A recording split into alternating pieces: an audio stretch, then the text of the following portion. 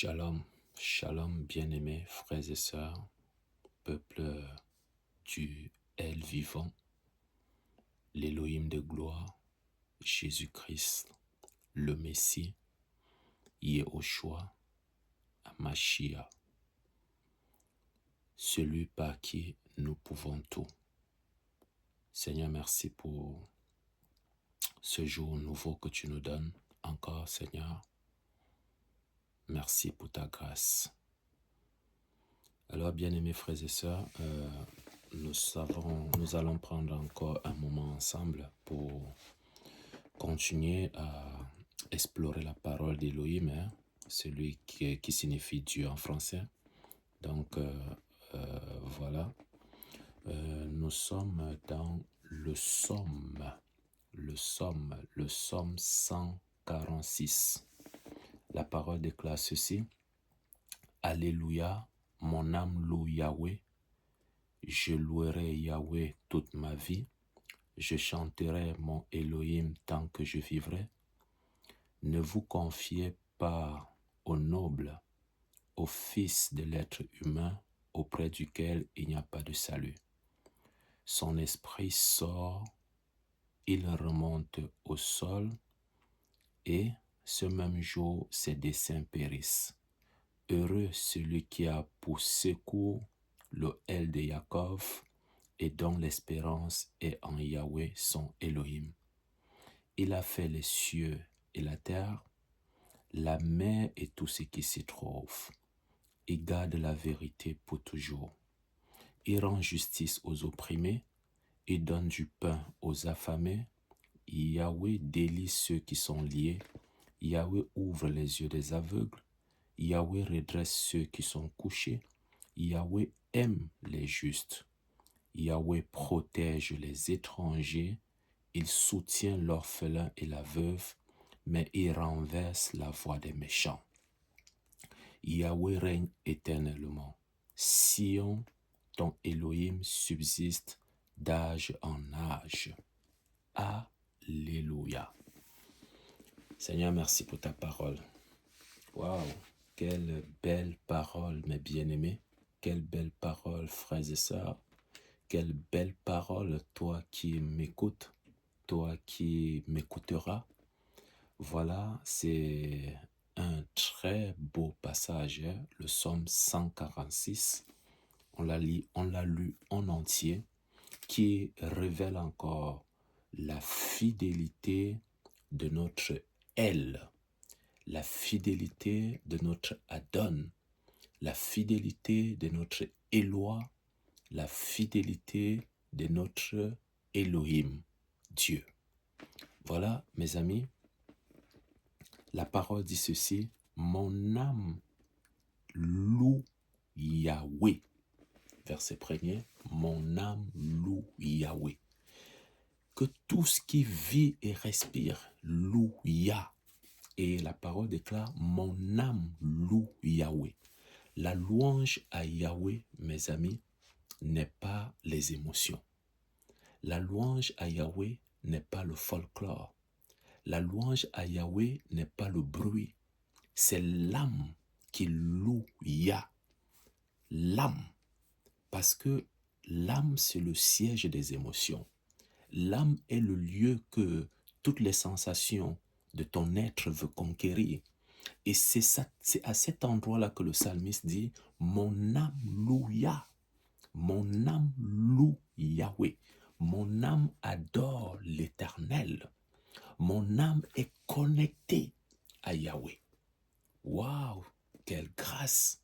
Bien-aimés, nous devons faire de tous nos efforts afin que constamment, comme la parole le déclare dans 1 Thessaloniciens 5,17, prier sans cesse, que notre âme soit connectée à Yahweh, que notre âme loue l'Éternel, celui-là qui est digne de recevoir toute louange, celui-là qui est digne de recevoir tout honneur, celui-là qui est digne de recevoir l'expression véritable de notre cœur. En fait, celui-là qui est digne de recevoir le parfum odorifiant.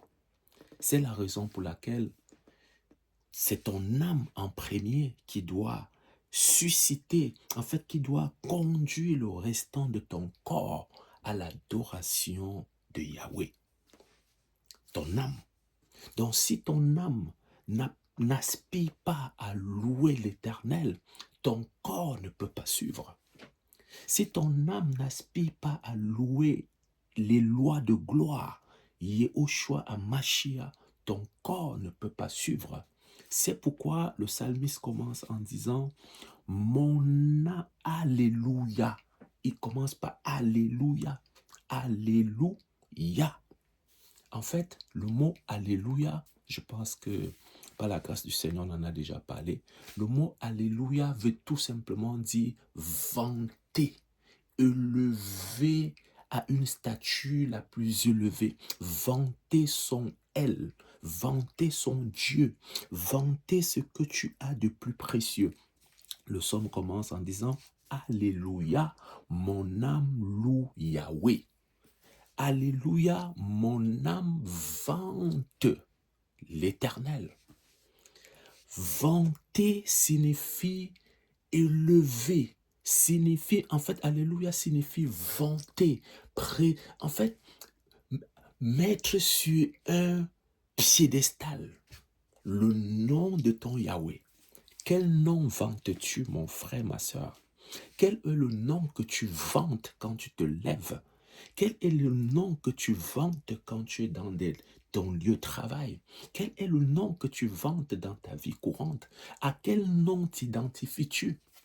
Est-ce que quand on te regarde, on voit en toi une fille de Yahweh ou un fils d'Élohim? Alléluia, mon âme loue Yahweh. Mon âme loue Yahweh. Que ton âme, mon frère, ma soeur, tout au long de cette journée, loue l'Éternel des armées. Si tu avais l'habitude d'évoquer ton Seigneur avec une certaine légèreté, non, parce que Alléluia signifie vanter.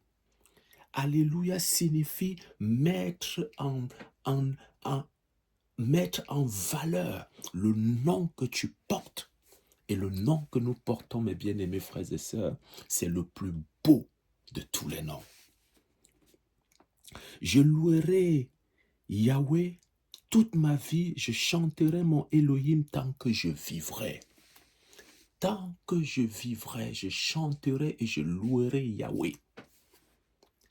Cette parole, c'est pour nous encourager. Peut-être tu as faibli dans ta marche. Peut-être tu as régressé dans ta marche. Peut-être tu passes par des moments de solitude, des moments de difficulté. Mais je veux te dire que tant que tu vivras, trouve la force au-dedans de toi de continuellement louer Yahweh. Parce que Yahweh siège au milieu de la louange. Yahweh siège au milieu de l'adoration. Une adoration qui est l'expression vivante de ton cœur, l'expression qui sort de tes entrailles. C'est ce parfum, c'est avec ce parfum que Yahweh veut se délecter, que c'est avec ce parfum que Yahweh veut humer l'odeur parfaite, la bonne odeur qui vient de toi. Oui, adorer, c'est offrir un parfum à l'Éternel. Quel parfum offres-tu à ton Yahweh?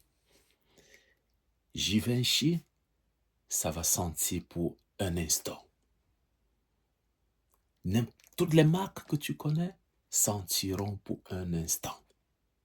Mais l'expression de ton cœur est un parfum vrai, sans additif, sans ajout. Parce qu'en fait, tu donnes au Seigneur ce que tu as, ce qu'il mérite. Parce que tu as vu de quoi il est capable. Loue l'Éternel, bien-aimé. Loue l'Éternel de toute ton âme. De toute ton âme. Loue l'Éternel de toute ta force. Loue l'Éternel de tout ton cœur.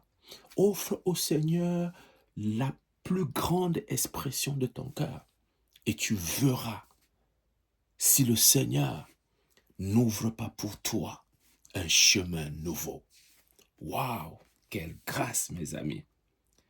Ne vous confiez pas aux nobles, au fils de l'être humain auprès duquel il n'y a pas de salut.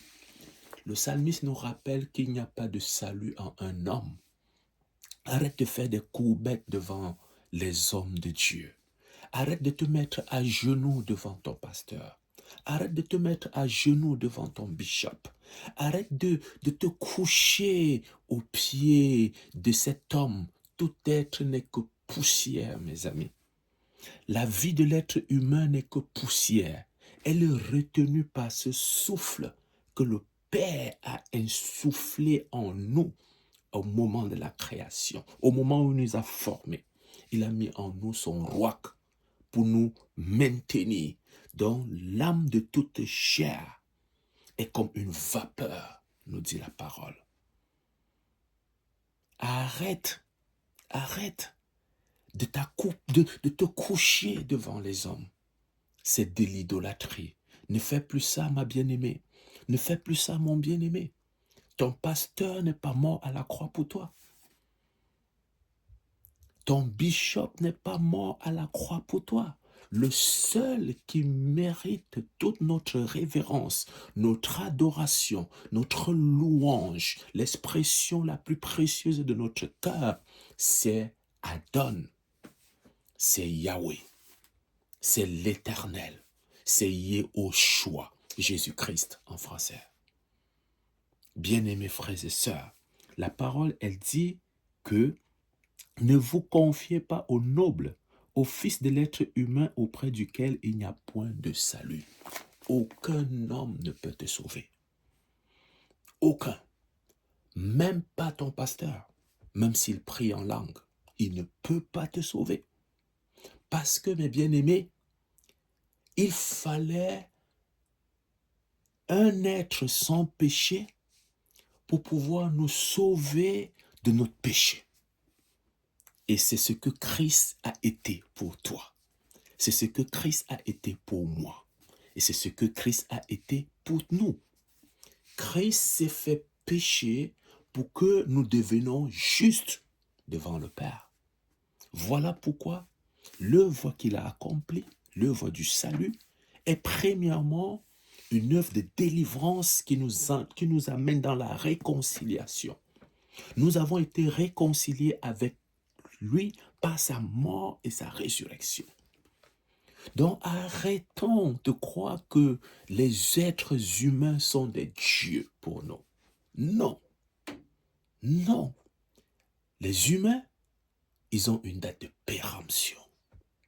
Chaque être humain là a une date de péremption. C'est pourquoi le jour où nous arrivons dans ce monde, on va nous enregistrer quelque part en nous offrant un acte de naissance.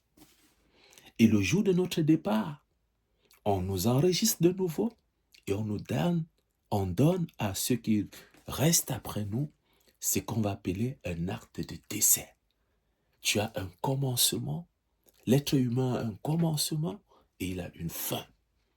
Mais Adonai, Yahweh, notre Éloi, n'a pas de commencement ni de fin de vie. Voilà pourquoi c'est lui et lui seul qui mérite l'expression profonde de notre cœur. Que ton âme loue Yahweh. Que ton âme loue l'Éternel. Que ton âme loue le Tout-Puissant. Que ton âme loue le Seigneur de gloire. Parce qu'il n'a pas changé. Il est le même. Parce que c'est lui qui te donne la vie. Parce que c'est lui qui est mort à la croix pour toi. Parce que c'est lui qui est capable de te relever du lieu où tu es tombé. Et la parole dit ceci, verset 5.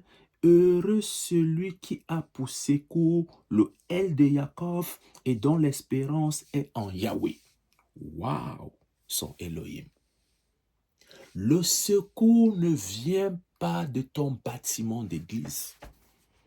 Le secours ne viendra non plus de Lourdes. Le secours ne viendra pas de ton bishop, mais le secours vient de Yahweh. C'est ce que la parole nous dit. Le secours vient de l'Éternel. Lui qui a fait les cieux et la terre. Lui qui t'a formé, lui qui nous a formés depuis le sein maternel. Lui qui nous connaît avant que nous soyons conçus dans le sein maternel. C'est de lui que vient le secours. Parce que son joug est léger, bien-aimés frères et sœurs. Parce que son joug est léger. Venez à moi, dit la parole, vous tous qui êtes fatigués et chargés, je vous donnerai le repos. C'est je vous donnerai le repos. Ce n'est pas vous aurez du repos dans vos bâtiments. Non, je vous donnerai du repos. Et le psalmiste reprend ici en disant, heureux celui qui a pour secours le aile de Jacob et dont l'espérance est en Yahweh son Elohim. Tu es heureux si tu mets ta confiance en l'Éternel. Tu es heureux si tu demeures sous l'abri des lions. Tu es heureux si tu recherches le Seigneur comme ton secours. Le secours n'est pas dans le lieu des crânes de ta famille. Le secours ne viendra pas des lieux sacrés de ton village. Le secours ne viendra non plus, bien-aimés frères et sœurs, des coutumes, des traditions, des coris, ou tout ce que vous voulez. Le secours vient d'un seul lieu. Celui qui a la capacité de te délivrer de l'emprise des ténèbres. Celui qui a la capacité même de veiller sur ta vie pendant que tu dors. C'est de là que viendra le secours. Il s'appelle Yehoshua. Jésus-Christ en français. Elohim, Dieu en français. C'est de lui que je parle ce matin encore pour nous encourager, à nous fortifier, à demeurer sous sa présence, à demeurer sous son abri. Parce que c'est lui qui a fait les cieux et la terre. Quand tu es couché, il te voit. Quand tu es debout, il te voit. Quand tu marches, il sait ce que tu fais. C'est pourquoi, bien-aimés, gardons cette parole tout au long de cette journée. Alléluia, mon âme loue Yahweh. Mon âme loue Yahweh. Que ton âme loue l'Éternel des armées tout au long de cette journée. Pas seulement pour cette journée, mais pour le restant de ta vie. Cherche ton secours en Yahweh. Ne t'en éloigne pas. Si tu lieu où tu es tombé, relève-toi parce qu'il est là, il te tend la main. Parce que c'est de lui que vient le secours. Du lieu où tu as péché, repens-toi. Ne te focalise pas là, ne reste pas dans la culpabilité. Parce qu'il te tend la main, c'est de lui que vient le secours. De là où tu as failli, ne reste pas là. Lève-toi, repens-toi, recontinue ta course. Parce que la marche, c'est en avant. Que celui qui dit qu'il est sans péché est un menteur. Tous ont péché et sont privés de la gloire d'Élohim. Mais à cause de son grand amour, il nous donne la possibilité de revenir à la maison. Saisis la main du Seigneur tout au long de cette journée bien-aimée et ne t'en détourne pas. Que ton âme loue Yahweh. Amen, amen, amen. Soyez tous bénis au nom de Jésus-Christ. Amen.